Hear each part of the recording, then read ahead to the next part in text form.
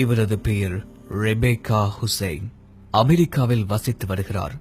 பங்களாதேஷை பூர்வீகமாக கொண்டவர். இவருக்கு வாய் பேசவோ செவி கேட்கவோ இயலாது. ஆனால் இவர் 9 பேர்களை இஸ்லாத்திற்கு அழைத்து வந்துள்ளார். இதோ உருக்கமான ஒரு காணொளி உங்களுக்காக. அர்-ரஹ்மான் அல்லமல் குர்ஆன் ஹலகல் இன்சான்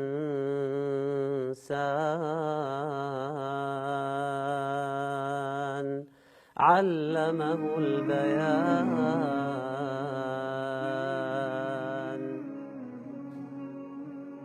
நீங்கள் வாசித்தது எதுவும் எனக்கு ஒன்றும் கேட்கவில்லை என்று அந்த சகோதரி குறிப்பிடுகிறார்.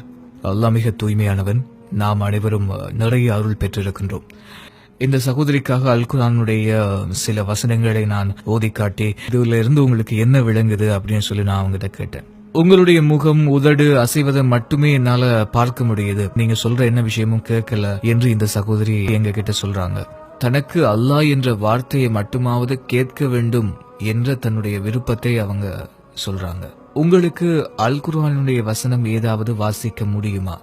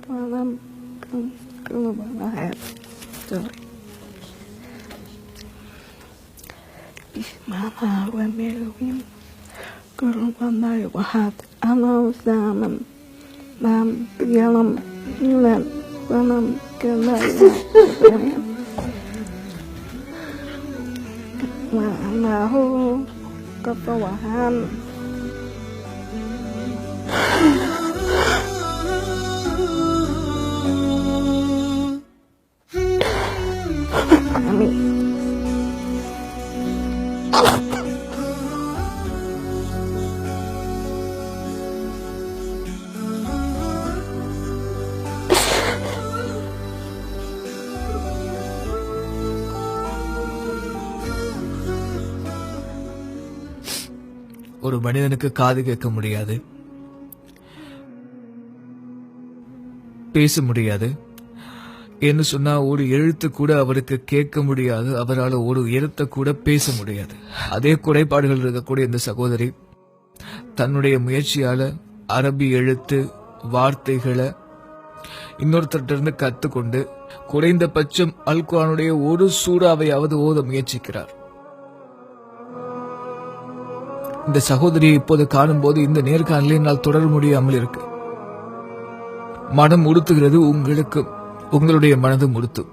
நபி ஸல்லல்லாஹு அலைஹி வஸல்லம் அவர்கள் சொன்னார்கள், உங்களுக்கு ஒரு இறைச்செய்தி கிடைத்தால் அதை பிறருக்கு எத்தி வையுங்கள். கேட்க முடியுது, பார்க்க முடியுது, பேச முடியுது. நமக்கு எல்லா அருளும் அல்லாஹ் கொடுத்திருக்கான். இவரால் கேட்க முடியல, பேச முடியல. ஆனா இவர் 9 பேர்களை இஸ்லாத்துக்கு அழைச்சி வந்திருக்கார். இப்போ அல் குர்ஆனுடைய வசனங்களை முழுமையாக வாசிக்க முயற்சிக்கிறார். ஆனால் இவரால் முடியல. இருந்தாலும் அவர் அஊது பில்லா பிஸ்மில்லா என்று தொடங்கும் வார்த்தைகளை சொல்லுகிறார். நம் முன்னே அல் குர்ஆன் உள்ளது. நாம் அல் குர்ஆனை புறக்கணிக்கிறோம், அதன் வழிகாட்டலை புறக்கணிக்கிறோம், குர்ஆனை நம் வாழ்க்கையை விட்டு தூரமாக்கி இருக்கிறோம். அல்லாஹ்வின் மீது ஆணையாக இந்த நிகழ்ச்சியை என்னால் நிறைவு செய்ய முடியவில்லை. என் மனம் உறுத்துகிறது. உண்மையில் என்ன சொல்வது என்று எனக்கு தெரியவில்லை.